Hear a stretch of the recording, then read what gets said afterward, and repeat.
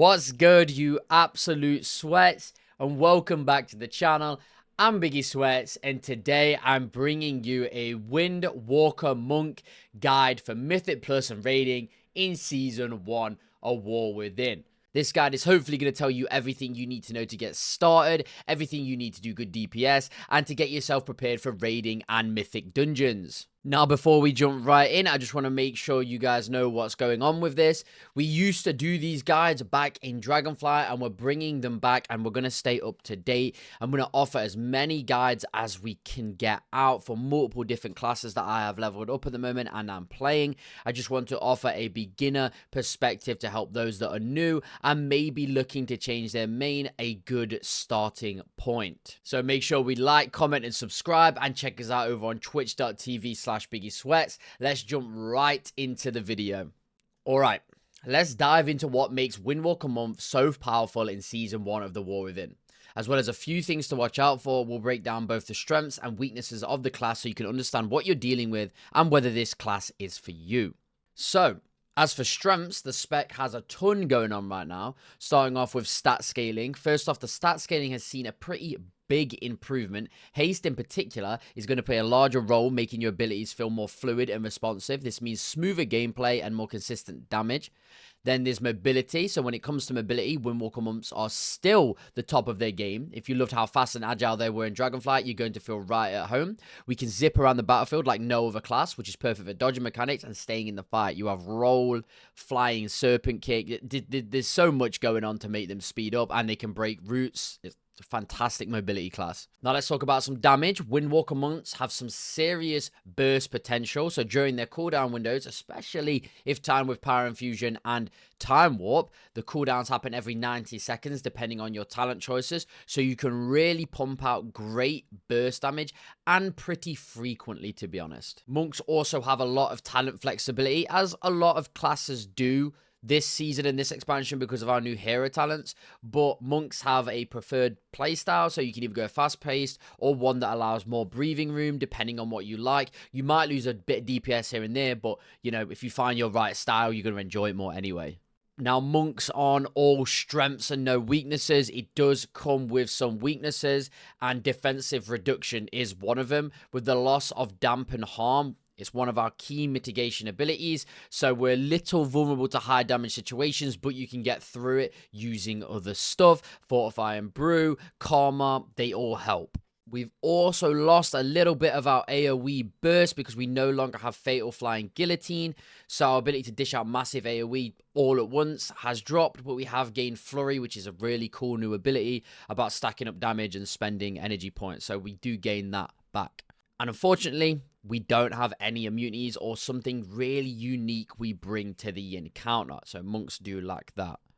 Next up is talent trees. I'm going to give you two builds that you can use, one for raid and one for dungeons, that are going to make your whole experience easier and give you good damage while doing so.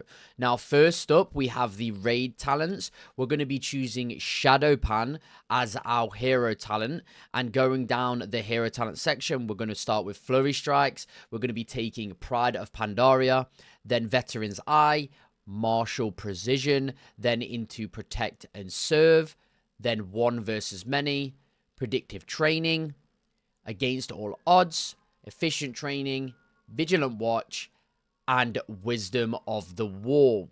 We're next up going to be talking about the left side of the tree, which is the monk overall talents. In the first row, we're going with Paralysis and Rising Sun Kick. Rising Sun Kick is like bread and butter to monk. You have to take this if you're playing DPS, and Paralysis is a nice little utility stun that you can have. In the second row, we're going with Tiger's Lust and an improvement called Fast Feet. Tiger's Lust, amazing. It can break snares, increase your movement speed. It's needed in every raid and mythic situation. In the third row, we're going Grace of Crane and Calming Presence. In the fourth row, we're going Vicious Vivication, Jade Walk, and our Interrupt, Spear, Hand Strike, and then finally 2 points into Ancient Arts. In the 5th row, we're going into Chi Wave, which is passive. Then we're going into Transcendence, and finally Celerity. In row 6, we're going Ferocity of Zhuen, Ring of Peace, amazing for knocking back enemies, getting them out of position, and breaking the new affix. And finally, Improved Death Touch. In the 7th row, we're going Vigorous Expulsion. Then into Diffuse Magic, which is just a defensive for magic attacks. Then we are going Peace and Prosperity. Fortifying Brew, big defensive, always take it. And finally, Dance of the Wind. In the 8th row, we are going Strength of Spirit.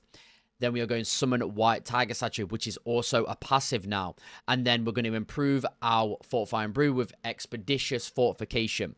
Then in the 9th row, we're going 2 points into Chi Proficiency, 1 point into Windwalking, then Bounce Back, and 2 points into Martial Instincts. Then in the final row, we're going Flow of Chi and Fatal Touch.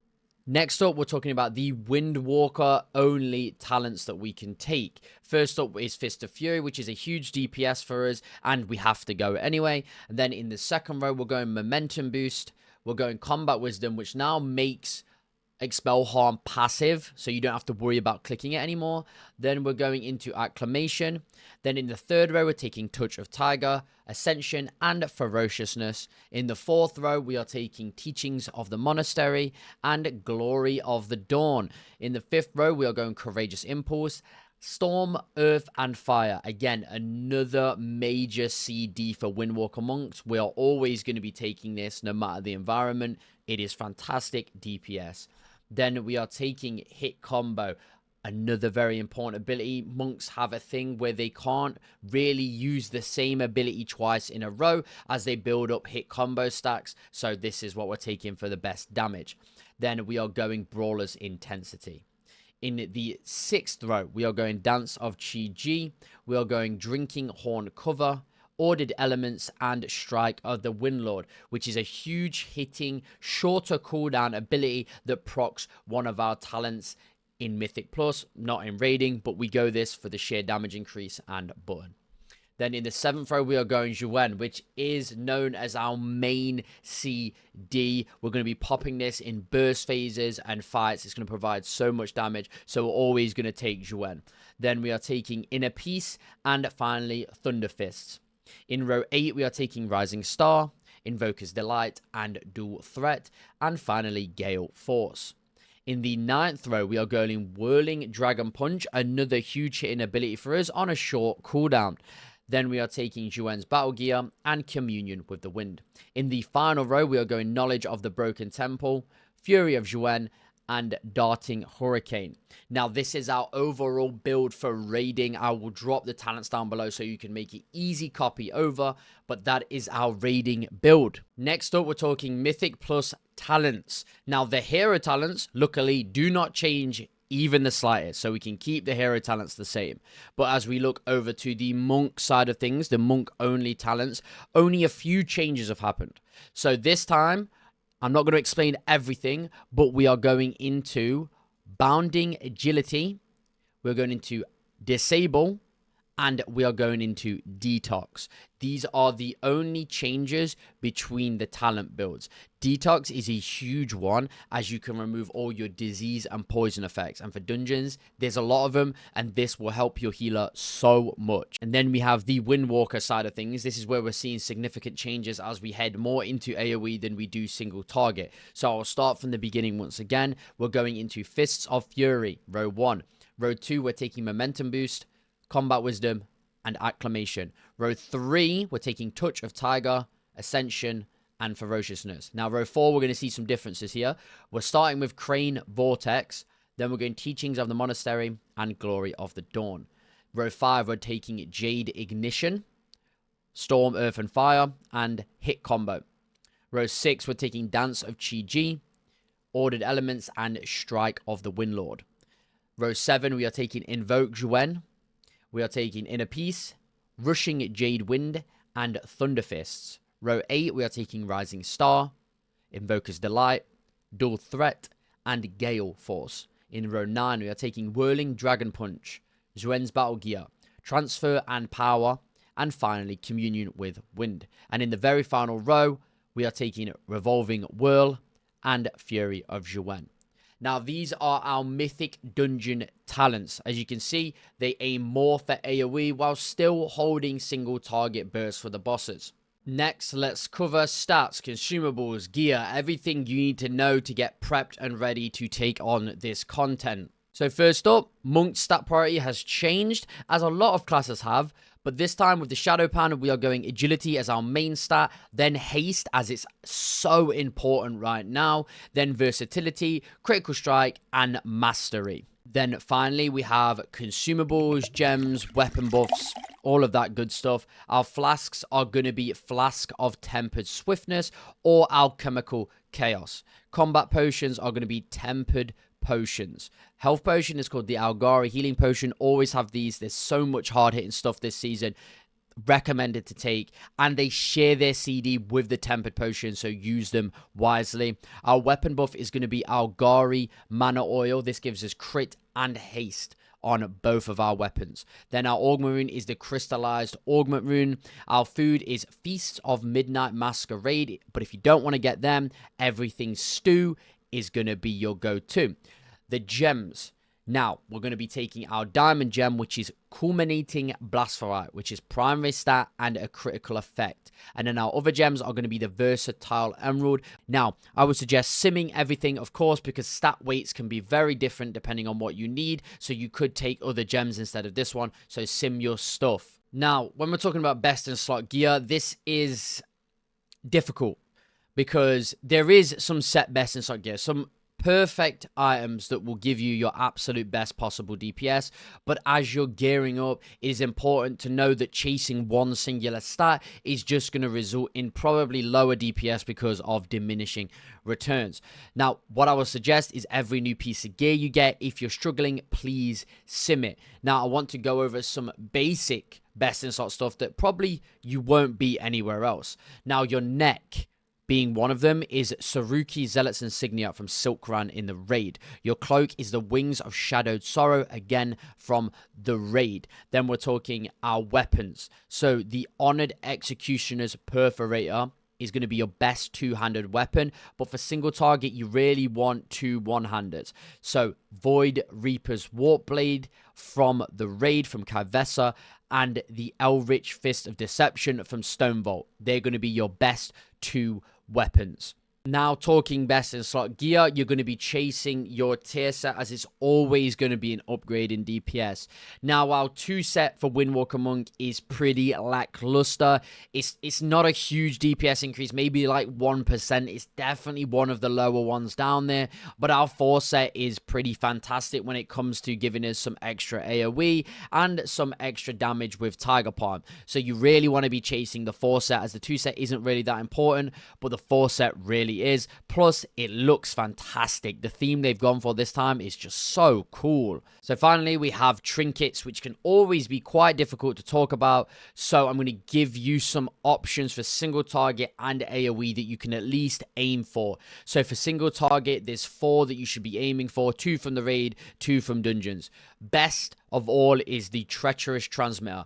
This can be a weird trinket as it gets you to do tasks before you get the buff, so it can be a little bit hard to use it in situations. But then we have the Void Reaper's Contract, great trinket, and combines with our best in slot weapon to give us an effect. And then the 2 dungeon trinkets, Scardine's Grace from Grim Batol and Arakara Sackbrood from Arakara. And then, like I said, 4 for AoE. This time, Scardine's Grace is going to be our best in slot, followed by Treacherous Transmitter, then by Onovax's Mercurial Egg. Weird trinket, as when you're stationary, it gives you pure stat, and when you move, it gives you haste. Very weird trinket to use. And then Arakara Sackbrood once again. So, what to craft? Our recommended crafting order. What is it? It's always a difficult question because we never really know so early on, but what I'm going to tell you to do is craft Dark Moon Sigil Ascension on a main hand weapon, as our offhand is already very strong, and having these 2 effects is going to do wonders. And then crafting the double up effect on a pair of wrists, which is the Writhing Armor Banding. So the final section of the guide, rotation. I'm going to try and keep this short and simple so you guys can understand what you need to do. So let's go over the Windwalker Monk opener. The goal is to get your chi spenders on cooldown quickly to maximize your damage. First, you'll generate some chi before using your offensive cooldowns.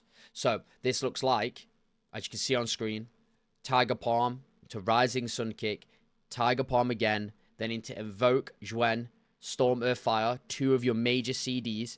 Then we're going to go Rising Sun Kick and then into your shorter, heavy-hitting CD, which is Strike of the Windlord. Then Tiger Palm, then into Fists of Fury, Rising Sun Kick once more, and then Whirling Dragon Kick. You can use Whirling Dragon Kick and Rising Sun Kick interchangeably, but this is going to be your opener. Solid, easy to follow. Tiger Palm is included in between a lot of abilities because it's going to increase the damage of your next ability, especially if you have the 2 set, and it entails to the hit combo that we have to keep our stacks of. Now we've covered the opener. Let's talk about just the priority and the single rotation just a little bit more. This is hopefully going to help you maximize that opener into smooth rotation. So what we want to look for is we're going to be using Tiger Palm if you have less than 5 chi and are about to cap energy. Strike of the Windlord is a high burst ability, so we're going to use this on cooldown. We're going to use Whirling Dragon Punch, so just use this when available. Rising Sun Kick again on cooldown. Fists of Fury, use as soon as it's off cooldown. Now, the main thing here is to use Blackout Kick, but avoid overcapping your Teachings of the Monastery stacks, which is a talent. So go and have a read of that. We're going to use Spinning Crane Kick in single target. Yes, it's weird, but it's only going to be used if you have the Dance of Chi G buff. So a few little tips we can whack on the end of the single target rotation is stuff like Tiger Palm. So we're taking talents like Flurry Strikes, Wisdom of the Wall. This makes Tiger Palm a high priority ability. It's another reason why we're using it so much. So during buffs, we sometimes can even prioritize this over abilities like Fists of Fury. Then we have Teachings of the Monastery, which I mentioned above. So this can reset Rising Sun Kick. So we want to avoid overcapping its stacks. That's why we time our Blackout Kick to avoid wasting potential. Then Whirling Dragon Punch. It's a bit of a weird ability to use as it does high damage. And it's only really used to keep them hit combo stacks up. And it does sometimes come into overlapping with your cooldown. So I would just use it when it's available after sort of like your opener. And then again, once it's available, concurrently after that. Last but not least, AoE rotation and the priority for that. It looks similar to the single target. We just kind of use Spinning Crane Kick more than we did. So Tiger Palm, less than 5 chi, about to cap your energy. Use Spinning Crane Kick always if Dance of Chi G buff is active. We're going to Rising Sun Kick, followed by Whirling Dragon Punch. Normally the best way to maximize damage. Strike of Windlord, as this in your dungeon build will proc Rushing Jade Wind. Prioritize Fists of Fury. Rising Sun Kick when you've got the Zhuen's Battle Gear buff. Spinning Crane Kick when available. Right? When available. Spinning Crane Kick is going to be super important. Do not spam it, because you'll lose hit combo, but use it in between other abilities to maximize AoE damage, and Blackout Kick to maintain your mastery combo strikes. And a few tips here. So Rising Sun Kick, not usually used in AoE, but it's important for triggering Whirling Dragon Punch and maintaining buffs like Ordered Elements. Zhuen's Battle Gear, this buffs Rising Sun Kick, making it worth using in AoE when the buff is active. Spinning Crane Kick, costs less chi with Ordered Elements, making it more efficient than alternating with Blackout Kick during Storm, Earth, and Fire. Then we have Whirling Dragon Punch, which is just to use as soon as available, even if Strike of the Wind or other abilities are available to use. So avoid delaying using Whirling Dragon Punch. And that right there, guys, is your Monk, Windwalker, PvE, Raid, and Mythic Plus guide. I hope it can help all you beginners out there or all of you considering changing mains. If you have any questions, please put them below. I hope you enjoyed the guide. I've been Biggie Sweats. Make sure to like, comment, and subscribe. Check us out over on twitch.tv/Biggie Sweats. Until next time, guys, peace!